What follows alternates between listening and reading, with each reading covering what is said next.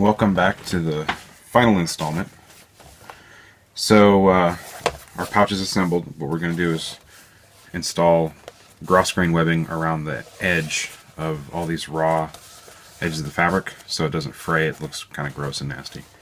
We're going to do that with this. This is a binder, and we use 1-inch wide gross grain webbing. Now, most people screw the binder down to the bed of their machine, and I don't do that as much as I used to because it kind of limits what I can do with it. So I kind of just let it, I just hold it and run it freehand, and it's going to be hard for you to see that because of my camera setup. I apologize for that, but that's what I'm going to do. What I'm going to do, though, also is I'm going to install this little Made in USA tag.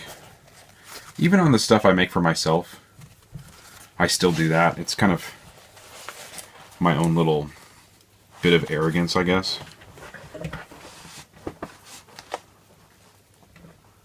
So I'll do that first. Sew that down.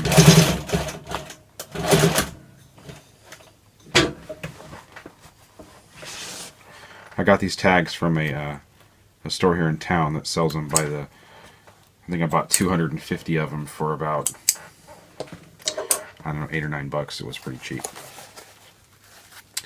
Alright, so what this binder does is it folds the webbing, the gross grain webbing. And I've run the heavier stuff, like the 17337 webbing like this through it, and it works also. It's just a tighter fit. I do that sometimes when a project needs a little bit more body.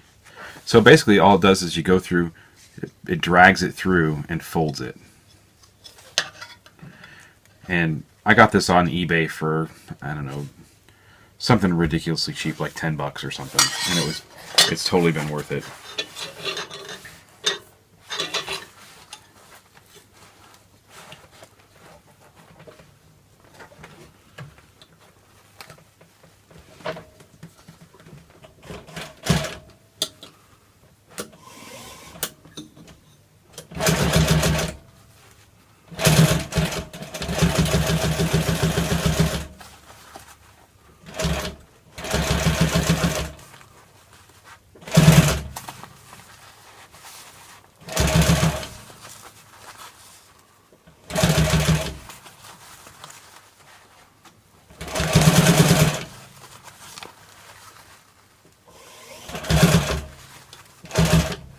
And I'm basically just holding the binder up against the edge of my fabric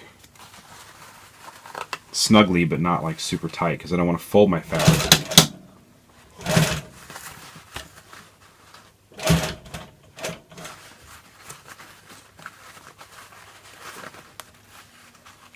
Like if you push it against the binder too tight, it'll fold the fabric under.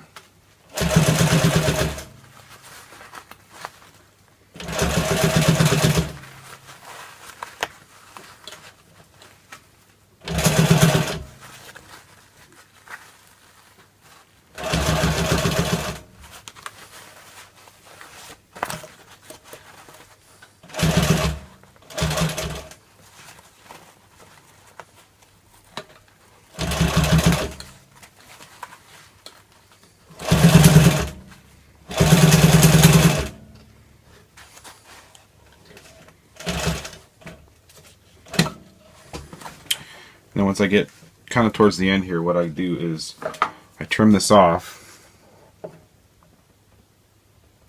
and then I seal it with some flame, and then I fold this under so it can go into the binder like that, and it gives me a nice finished look at the end of my binding run.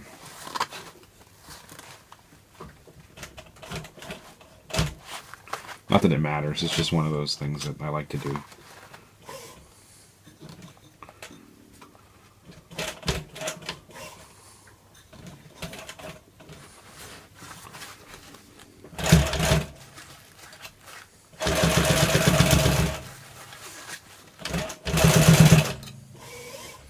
And then once my edge binding's done, I'll kind of turn my work this way a little bit, and then I'll reverse, and then I'll turn it again this way and go forward, and then backpack it. And that gives you a Z pattern at the end of your binding.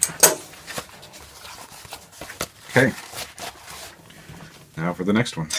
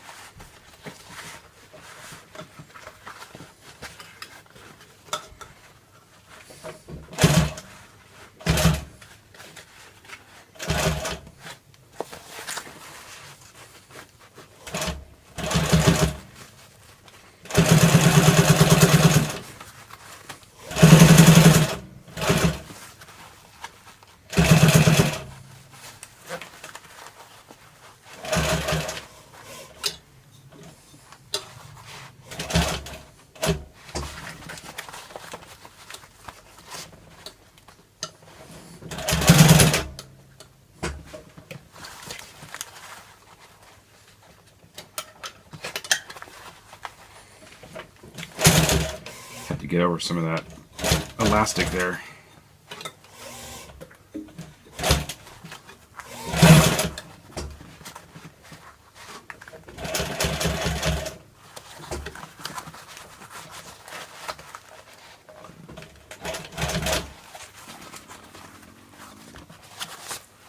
Okay, ready to take that off.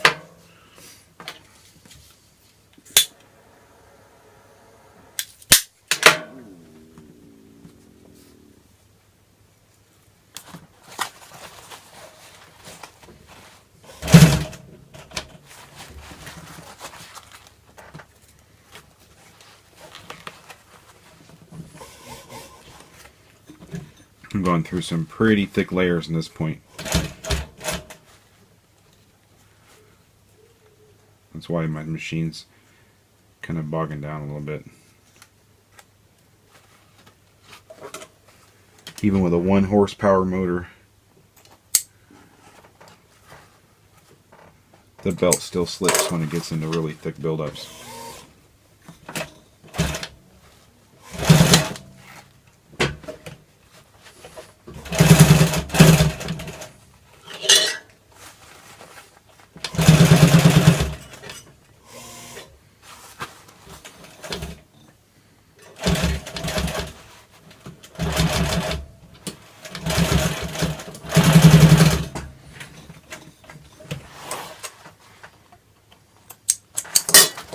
Okay, so the binding's done. It's not super pretty. It'd be a lot nicer looking if I had a cylinder bed machine for binding, but again, I don't have a cylinder bed machine, so it'll do. And all it's there really is to clean up that edge. There's my Made in USA tag.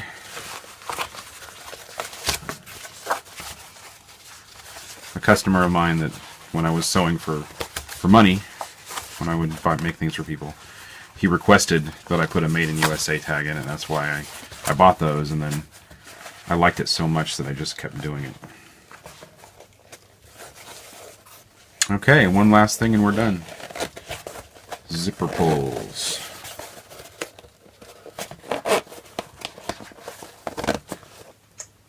So I just take some paracord.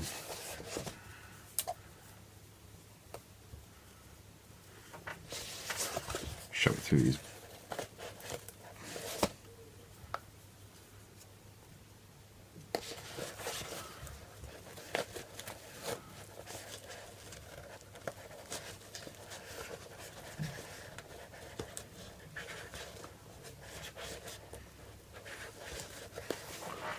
stubborn. Whenever I need some paracord for the number 5 zippers, I always gut it, and then it's nice to have that gut from the paracord to help pull this through. So, if you don't already know that trick, that's a good one right there. So you can just pull that thing through like that.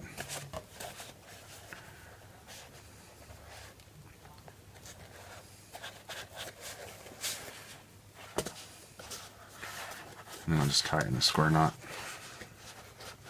Is that what that's called? Overhand knot? I don't know. I'm not a knot person.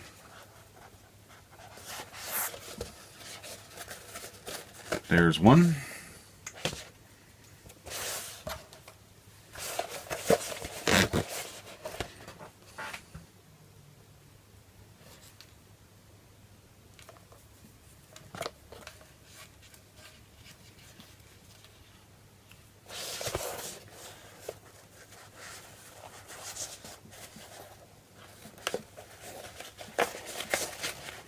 There's the second.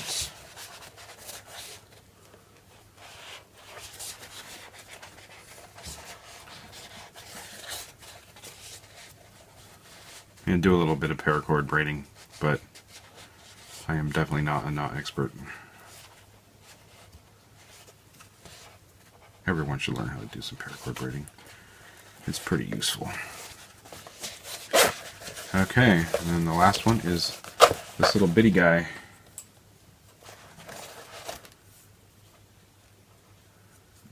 And I gutted him earlier.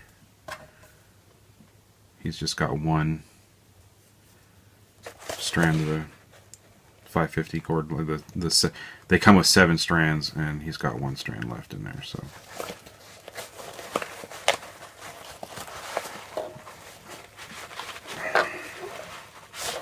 Guess I won't do it that way.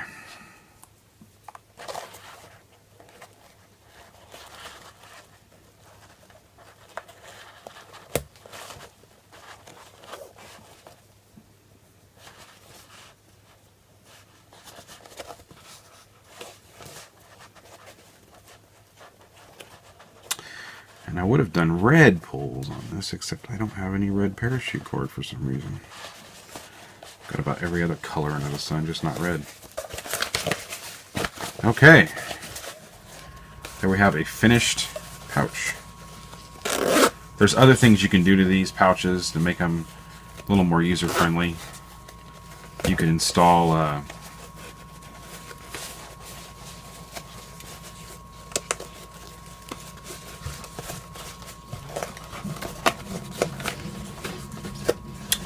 you can install tabs at the bottom here to grab onto for opening and closing. I've done that before.